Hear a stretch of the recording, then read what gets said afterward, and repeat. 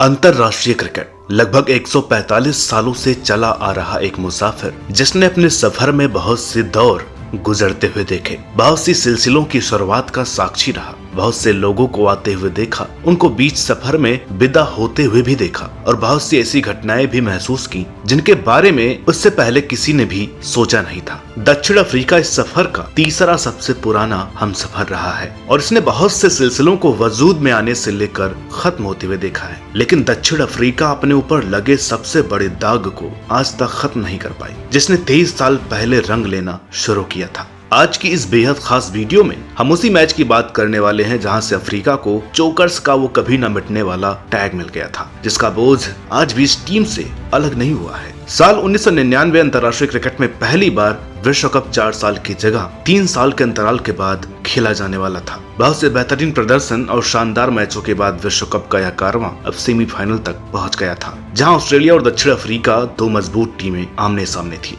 पाकिस्तान की टीम ने पहले ही अपनी जगह फाइनल में बना ली थी और दूसरी टीम के लिए दूसरा सेमीफाइनल मैच 17 जून साल 1999 को इंग्लैंड के एजबेस्टन मैदान पर खेला जाने वाला था। इस मैच से 4 दिन पहले ही क्रिकेट इतिहास का वो ऐतिहासिक मैच खेला गया था जिसमें गिब्स ने अच्छा प्रदर्शन करते आ रहे स्टीव वॉ का जरूरी कैच छोड़ दिया था और फिर वो शतकीय पारी की बदौलत ही ऑस्ट्रेलिया की टीम सेमीफाइनल तक पहुंचने में कामयाब हो पाई थी। सेमीफाइनल मैच शुरू हुआ और दक्षिण अफ्रीका ने टॉस जीतकर पहले गेंदबाजी करने का फैसला किया। ऑस्ट्रेलिया बैटिंग करने उतरी लेकिन अच्छी शुरुआत नहीं रही। मैच के पहले ही ओवर में ऑस्ट्रेलिया ने मार्क वॉ के रूप में अपना पहला विकेट गंवा दिया और फिर 54 का स्कोर आते आते रिकी पॉन्टिंग भी आउट हो गए थे। माइकल बेवन के 65 और स्टीव वॉ के 55 रनों की मदद से ऑस्ट्रेलियाई टीम लड़खड़ाते हुए 213 के स्कोर तक ऑल आउट हो गई थी। अफ्रीका की तरफ से शॉन पोलाक और अलान डोनाल्ड ने संयुक्त रूप से 9 विकेट अपने नाम किए और ऑस्ट्रेलिया को मैच के पहले हाफ में कहीं भी खुद पर हावी नहीं होने दिया था। अफ्रीकी टीम बैटिंग करने उतरी तो उनकी शुरुआत बहुत अच्छी रही।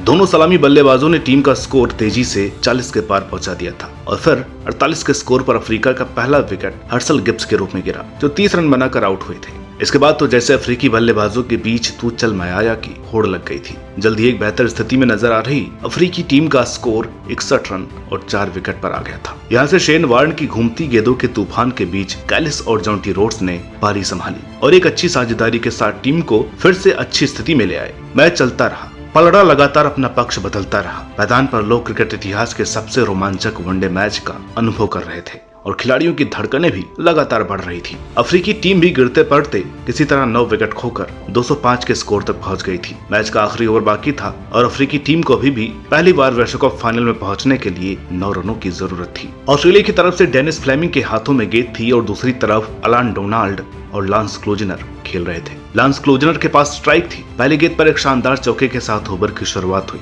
ऑस्ट्रेलिया के हाथों में 5 रन थे और अफ्रीका की आखिरी जोड़ी मैदान पर खेल रही थी। दूसरी गेंद को भी क्लोजनर ने अपने अंदाज में 4 रन के लिए सीमा रेखा के पार पहुंचा दिया था। ऑस्ट्रेलिया की उम्मीदें लगभग खत्म हो गई थी। स्कोर बोर्ड पर 1 रन और 4 गेंदों का आंकड़ा ऑस्ट्रेलिया के लिए दुआ कर रहे व्यक्ति को डरा रहा था। उम्मीदें खत्म हो गई थी, लेकिन स्टीव वॉ की उस टीम की हौसले तोड़ना लगभग नामुमकिन था। उनको अभी अपनी जीत का एहसास हो रहा था। वो किसी भी मौके पर मैच को सिर्फ एक फॉर्मेलिटी मानकर खेलने वाले खिलाड़ी नहीं थे।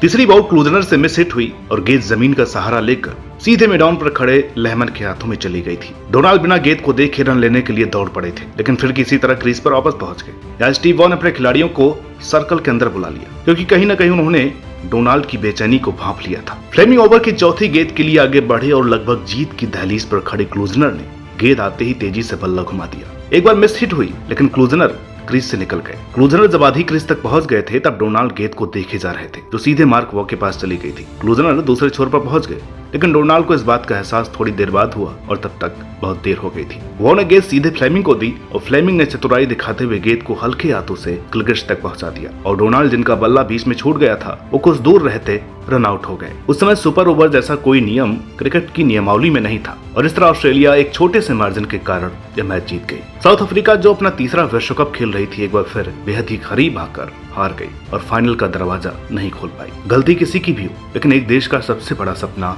अचानक खत्म हो गया। एक इंतजार अनियमित समय के लिए बढ़ गया था। उम्मीदें एक बार फिर बेसहारा हो गई थी। साउथ अफ्रीका के कोच बॉब वुलमर ने इस मैच की हार के बाद अपने पद से इस्तीफा दे दिया और साउथ अफ्रीका को मिल गया चोकर्स का वो टैग, जो आज भी उनके साथ एक नासूर की तरह जुड़ा हुआ है। ऑस्ट्रेलिया फाइनल में पहुंची और एक तरफा मैच में पाकिस्तान को हराकर दूसरी बार विश्व चैंपियन का ताज अपने नाम किया। दूसरी तरफ साउथ अफ्रीका को अपने पहले विश्व कप फाइनल का इंतजार आज भी है। साल 2003 में अपने घर पर खेल रही यह टीम फाइनल तक नहीं पहुंच पाई। 2007 में भी ऐसा ही हुआ। 2011 में भारत के खिलाफ जीत दर्ज करने वाली यह टीम फिर एक बार लाइन क्रॉस नहीं कर पाई। वनडे विश्व कप के साथ T20 विश्व कप में भी हालत लगभग समान ही चल रहे थे। साल 2022 विश्व कप में भी दक्षिण अफ्रीका की शानदार नजर आने वाली टीम, जो एक समय भारत को हराने के बाद सेमीफाइनल की पक्की दावेदार लग रही थी, इस बार रंग बदलते विश्व कप में नीदरलैंड से हारकर बाहर हो गई है। साल 1992 से चली आ रही काबिलियत और किस्मत की यह होड़ कब खत्म होगी ये तो वक्त ही बताएगा। लेकिन बात करें अगर साल 1999 में हुए उस सेमीफाइनल मैच की, तो विजडन ने उस शानदार मैच को तब तक खेले गए सबसे बेहतरीन वनडे मैच का दर्जा दिया था। और इसके अलावा बहुत से क्रिकेट पंडित और हजारों क्रिकेट प्रशंसकों का भी यही मानना है कि वो मैच क्रिकेट इतिहास में खेला गया सबसे शानदार वनडे मैच था। लेकिन अंतर्राष्ट्रीय क्रिकेट का वो खूबसूरत मैच अफ्रीकी खिलाड़ियों